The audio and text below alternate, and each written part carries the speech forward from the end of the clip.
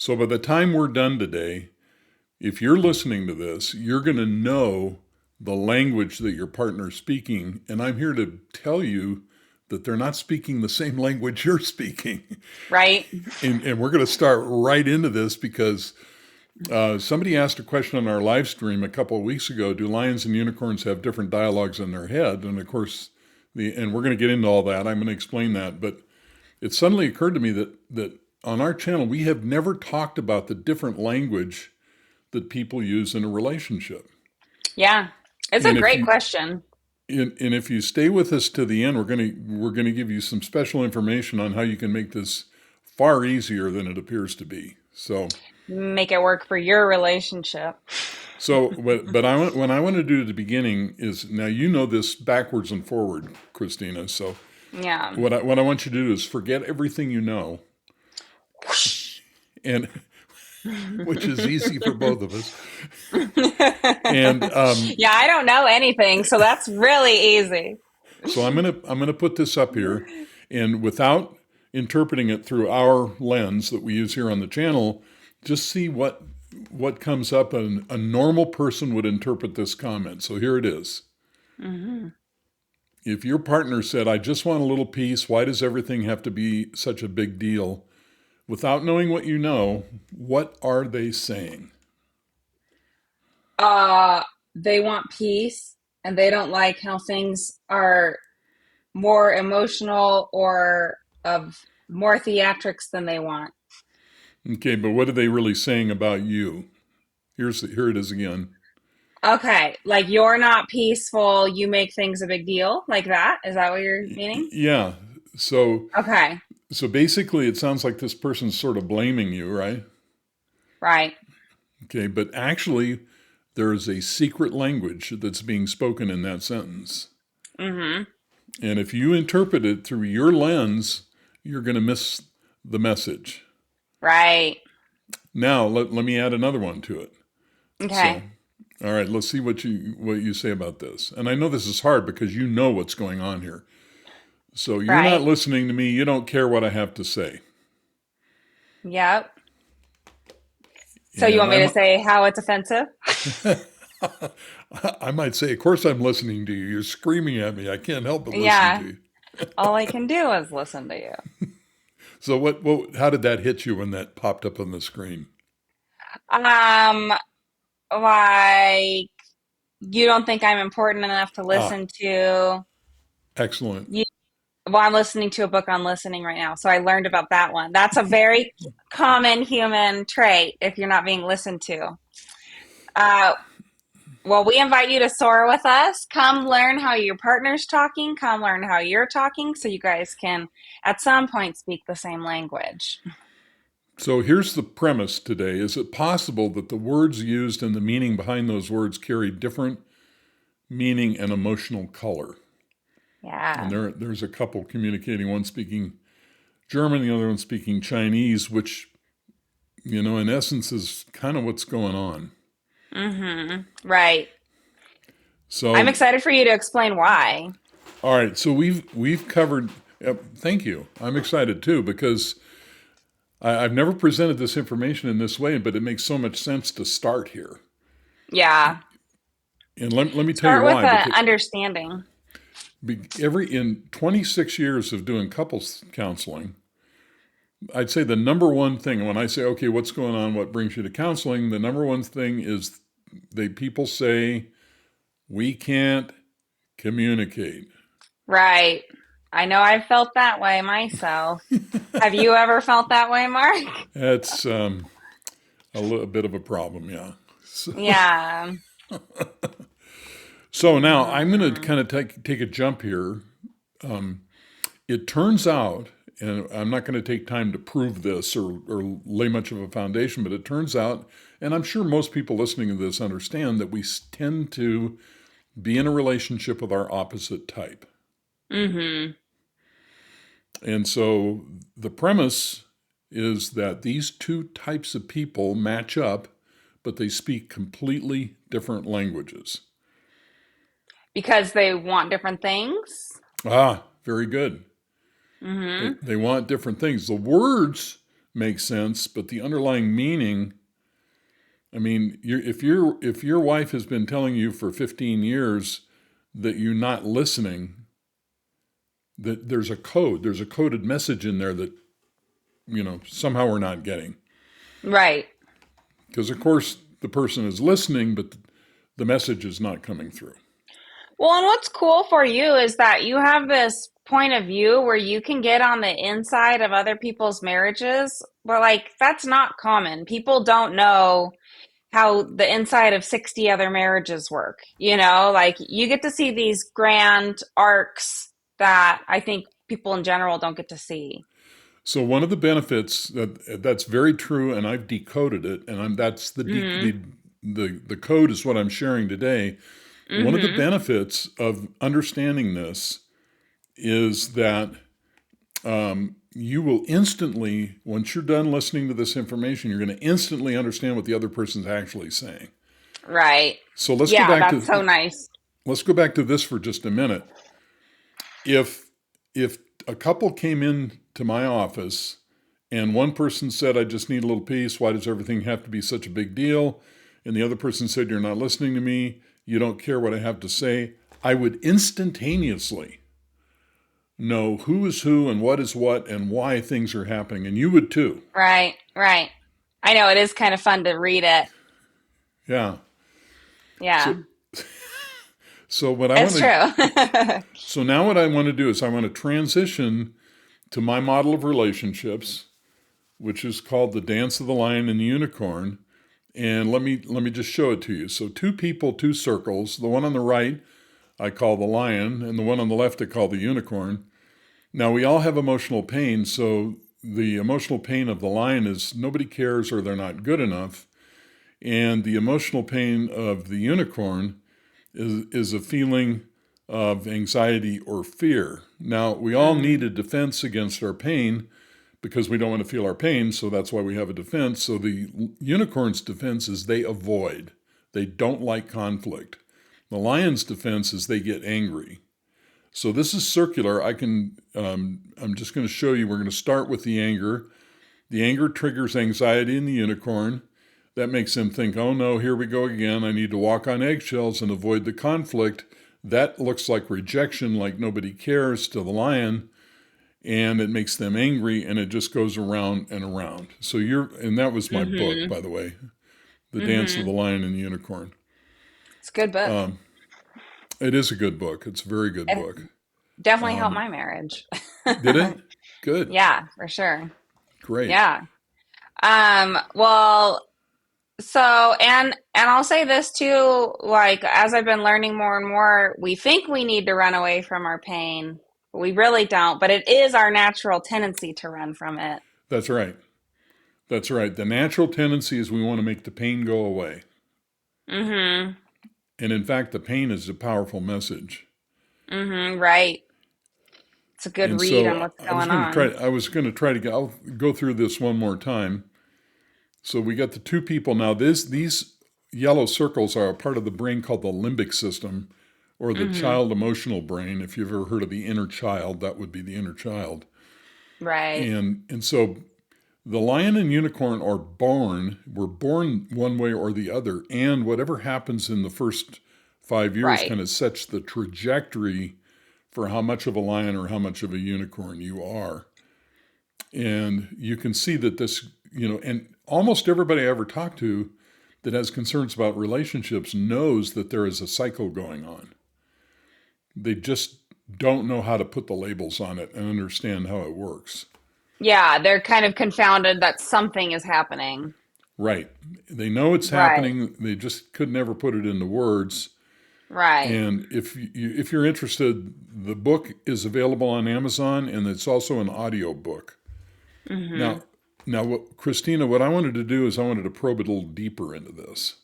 And I'm Mm-hmm. not sure I've ever shown you this. I've probably shown you this before, but what I'm going to do is I'm going to take those circles and lay them out in a different format. Okay.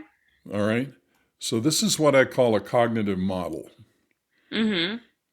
And I don't unfortunately have a pointer, but the top red line, that is the lion, and the green line is the unicorn. Right. So the lion, their perception and the cognitive model is in the middle. Perception triggers feelings, which drives defensive behavior, which has a goal. And so you can see that rejection, the perception of a lion is they're being rejected, and it makes them feel inadequate, like nobody cares or they're not good enough.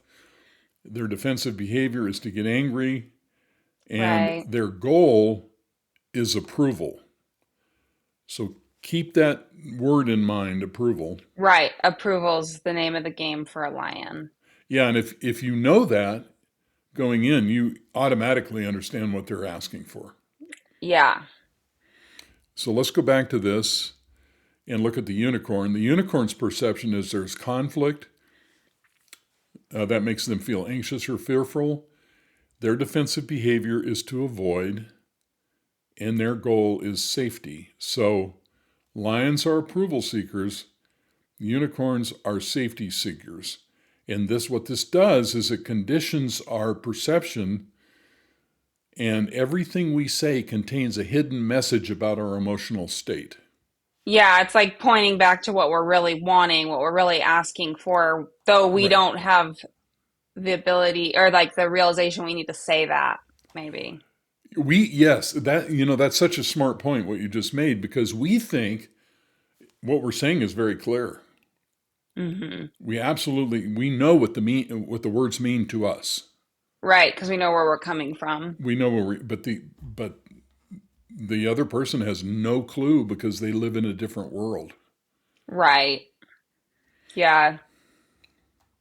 Yeah. And it really is kind of a shock. Like when my husband and I did read the Lion and Unicorn book, and we did realize, like, oh, you're a different type than me. Right. Oh, and that really helped clear up a lot of confusion because then we could no longer take things personally. We had the ability now to not take things personally and just realize, oh, it's because you're your way and I'm my way that we Right. have this miscommunication. Right. And that was not chosen yet, like just assigned at birth, basically, It, exactly. or during gestation, probably, realistically.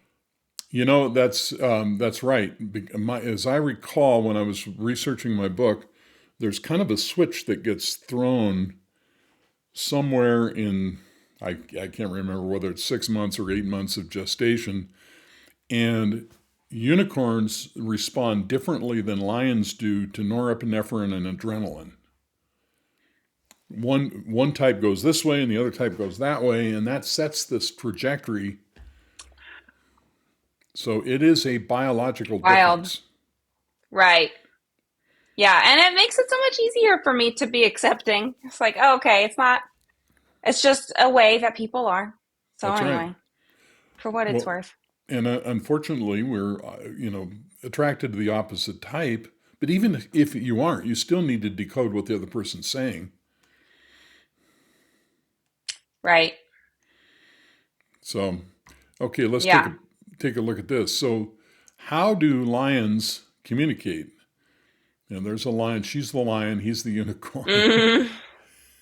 Hmm. And they're I'm upset expressive. about something, so I'm going to tell you about it. You're not accepting me, rah.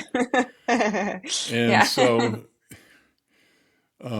you know what I tell people is, take a lion for example. In their world, they're on a scale of 1 to 10. They're probably angry at a 3. Their partner is experiencing it as a 9, Uh-huh. and the reality of it is they're probably a 6. So Uh-huh. so the lion Uh-huh. has no idea how big their anger comes across. Oh, okay. Well, that's good to know. Because I in their always world figured it is, was, I yeah, mean, I was just kind of, sorry, go ahead. I can't possibly be that angry. I'm not as Right. angry as she is. Right. Right. That's what you think, buddy. You'll figure it out later. So this is all related to an unmet need for approval. Yeah. Now, the same couple. Now she's obviously not reacting here, but his communication style is avoidant, withdrawing, shut down, Mm-hmm. and it's all protection. Look at him. Mm-hmm. He's He's like, scared. holy crap, Mm-hmm. somebody get me out of He looks this. like he's feeling a nine scared. That's right. I'm This is barely here right now. this is very difficult, um, uh, especially for women to understand who are lions. And when I explain this, this will make perfect sense. I mean, you married this, I mean, I'm 6'4". You know, I'm this big guy. Nobody would ever guess I'm afraid. But if I was a unicorn, I'm experiencing fear almost all the time. I'm like this guy. Right. I'm like, holy crap. I'm completely overwhelmed. Yeah. And so what a lot of lion women don't understand is this, big strong man that they're married to is actually terrified of conflict. And deep down Right. inside, they just, you know, asking them to get close is like asking them to walk into a burning building. Just scary. And here's this poor woman who just wants to be close and has no idea why he's reacting the way he is, because it's not in Yeah. her lexicon at all. Mm-hmm. Have you had that experience? Oh yeah. Oh yeah, definitely. When my husband and I had argued before, he would like want to go like maybe run for to a game of golf, hit a bucket of balls, like something like that. But it was like the go-to thing he would do. And so, like I know you know this, but I ended up nicknaming him the lever The because lever. he would just keep leaving to go be a unicorn, basically. That is so funny. In all the years I've Yeah. been doing this, nobody used that term, but it's so apt. Well, maybe once they hear it, they can associate that feeling with it and know that you can name it and drain it of its power or whatever. So let's see here. I want to move something up. Oh, I skipped over something. We Okay. probably we probably have a lot of people wondering, well, what am I, a lion or a unicorn? Mm, And so I have a quiz you can take. love a good quiz. All you do is scan this QR code, and I think it runs through 9 questions, and then it tells you you're a lion or a unicorn. Yeah. You're either avoidant or you run to stimuli. So use your cell phone, and you can scan this, and you can take the quiz, pause the video, and you'll know Hmm. whether you are a lion or a unicorn. Hey, do you know what this screen kind of reminds me of? What's that? Here's a story of a lovely lady who is the Brady Bunch, bringing up three very lovely girls. Oh my God, I didn't Wow. know you were that old. Oh yeah, I'm way older than you think. All right, so let's go back. So if let me put this up one more time, Okay. and you can do a screenshot of it or scan it or whatever. It take you to the quiz. You can find out if you're a lion or a unicorn. Okay. Now it turns out that lions and unicorns use different vocabularies. Right. And nobody would guess this. Why would you guess this? It makes no sense at all, but they do. Well, that's why I'm saying you're in a unique position. You see the arc of a lot of different relationships, and so you could see it. Way back when, years ago, when I wrote The Lion and Unicorn, I had the manuscript, Hmm. and I gave the manuscript to a couple clients just to read, get some feedback. Yeah. And this woman comes into my office one day and she says, "You've been eavesdropping in our conversations." You need to come get your bugs out of our house. They're Yeah. not welcome there. And what was funny about that is it's almost true, because couple after couple Yeah. after couple come in and they say the same thing with the same words. Yeah. Nothing is new under the sun. Yeah. Yeah. And people will always be people. We're really not that varied. We really And aren't. we all think we're special, but we're really kind of programmed the same way. So, Yeah. Yeah. all right. So let's take a look at the vocabulary of a lion. So here's some words. These are not all the words, but there's the ones that kind of came to the top of my head. Unloved, unappreciated, unfit, disrespected, unimportant. Disregarded is an interesting word. I had this experience with a guy Yeah. many years ago. I was explaining this all to him, and I kept using Mm-hmm. the word rejected, which I noticed that I left off the list, should have been at the top of the Mm, list. mm-hmm. And he just couldn't quite relate to what I was saying. And the next week he came in and he said, I came up with the word. And I said, what's the word? Instead of rejected, it's disregarded. Kind of interesting. Like just not even thought about rather than outright pushed away. Yeah, Not considered enough to begin with. exactly. Takes Yeah. it personally, nobody cares, unworthy, not good enough, inferior. Mm-hmm. Mm-hmm. Now, these words in a relationship, a unicorn will almost never use these words. Because that's not how they're thinking. That's not what their goals are. Their world that they live in doesn't include this. I mean, they know they're okay. That's not the problem. Mm-hmm. So, what are the words of a unicorn? Right. The vocabulary of a unicorn includes calm, peace. I swear to God, if we go back to this, you know, Right. You nine could see times out of, unicorn all over that. that's right, 9 times out of 10, they will walk in and they will say, I want peace. Right. Right. Safe, retreat, avoid, escape, overwhelmed, anxious, nervous, pressure. Unicorns do not like to feel pressure. That's something they zero in on. Here we go Mm-hmm. again. Walk on eggshells, shut down. Give me some space. Mm-hmm. Yeah. Eh, And I remember you saying one time in some other video that asking for time to process or alerting Right? someone that you're processing is also a unicorn thing. That's it. Yeah. But I actually do that too. So maybe it's just because I learned that's how you're supposed to communicate from a unicorn. Well, these aren't universal. Like a lion would never use these words, Yeah, yeah. but almost never. So Like that wouldn't be what they lead with as the chief problem kind of a thing. for sure not. Yeah. Yeah, yeah, yeah. The other thing is processing is more related to whether you're an introverted or an extrovert. Yeah.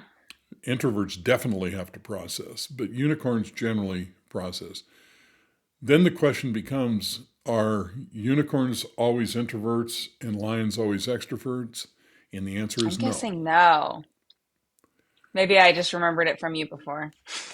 Which But that makes makes us. sense.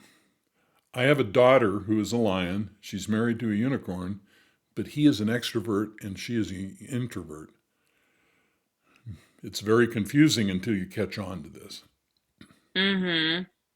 My parents are like that. My mom would always leave a party like 3 hours before my dad would. She'd always take her own car so she could just go home when she was ready and let him have all the fun he wanted. Unicorns need to be recharged, or Yeah. I'm sorry, introverts need to be recharged when they're with other Yeah. people. Right. Lions get, or extroverts get Get charged. recharged being with Yeah. other people. All right. So, what's a typical sentence a lion might use? You're not listening to me. You just don't care about what I have to say. This sentence expresses their core pain of feeling unappreciated and unimportant, while also using an accusatory tone rooted in anger. Mm-hmm. And it's all about approval. Right. I might mention there is a misnomer in the mental health community, especially in the feminine community, that we want men to express their emotions. This is another miscommunication. That is not what's actually being said. It's the way it's said. But the real communication is women want men to make an emotional connection. The Okay. last thing women want is for men to express their emotions. They want them to connect emotionally. That's a different thing. Why do you think that women don't want men to express their emotions? Because that's not really what they're communicating. They want to be emotionally connected. They want to feel close.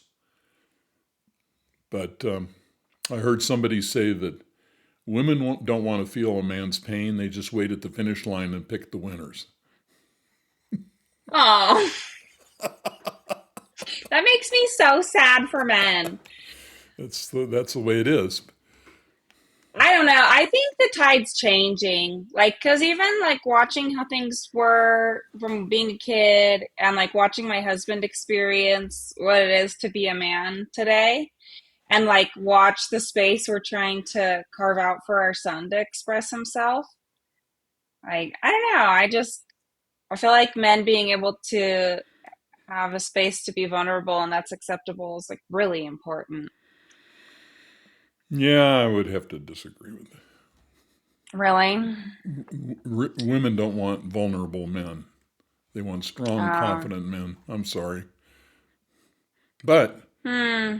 the last thing you want to do is try to force a unicorn male to express his emotions. He'll walk up tighter than a drum.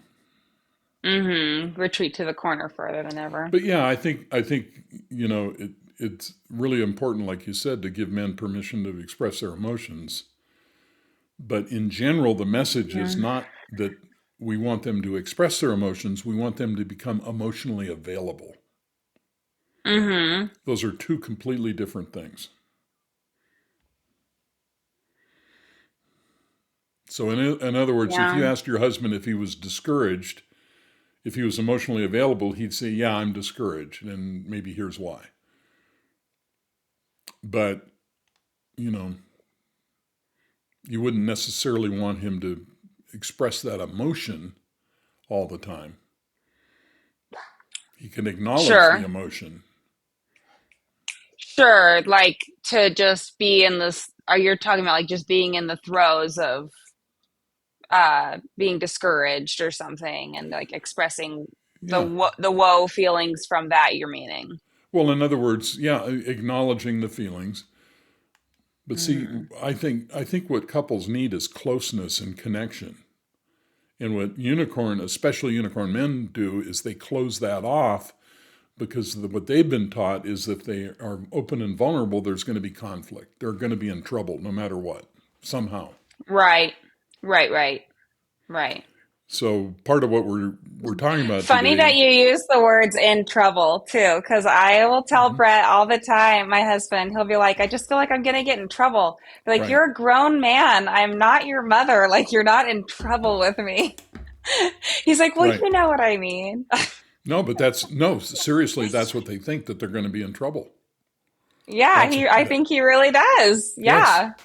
that's the child brain of a unicorn. They think they're going to be in trouble if they express an opinion, if they make themselves available, if they're vulnerable, they're going to be in trouble, and it's going to be an ordeal.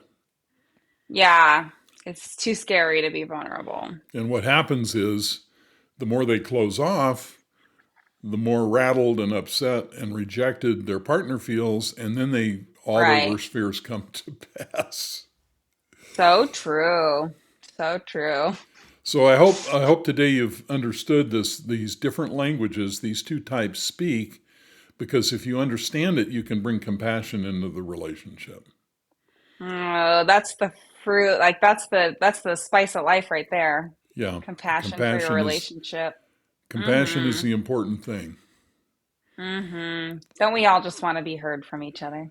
Now let me just make a comment. You can chime in here, Christina. We have an online community called Thought Masters, where we encourage our members to engage in conversations. We have a lot of resources to help you understand the lion and the unicorn.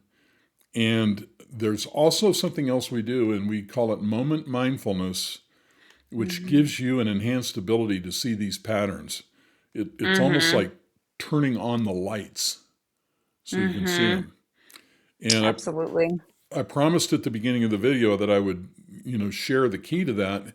And attached to the end of this video will be two other videos. One's long and one's short, that are exhaustive in giving you information on an exercise that you can do that will dramatically help you see these patterns in real time as it's occurring. Mm-hmm.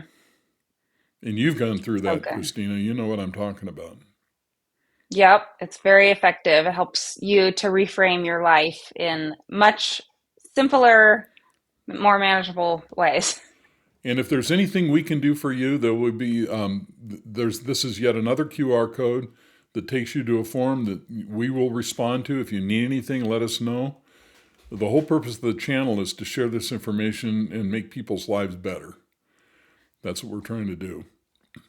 And also in the show notes, there will be a link to the online community, email address. If you need anything, you have any questions, put them in the comments. We'll absolutely respond. Send us a private message. We're here for you to learn this information. Mm-hmm. Anything to say to wrap it Awesome. up? Well, thank you so much, Mark. It just makes a lot of sense that we are speaking different languages. It's just that simple. That's Yeah, why it's hard to communicate. And now yeah. you can practice your partner's language so you can get a trade working, like a trade level knowledge of it. When you look at it through this lens, it's an eye-opening experience. Absolutely. We Yeah. hope this has made a difference. So remember, mastering thought is the key to unlocking your potential. Until next time, we invite you to look deeper, live bolder. And watch the videos that are attached to this. They will really help you out. Bye bye. See you there.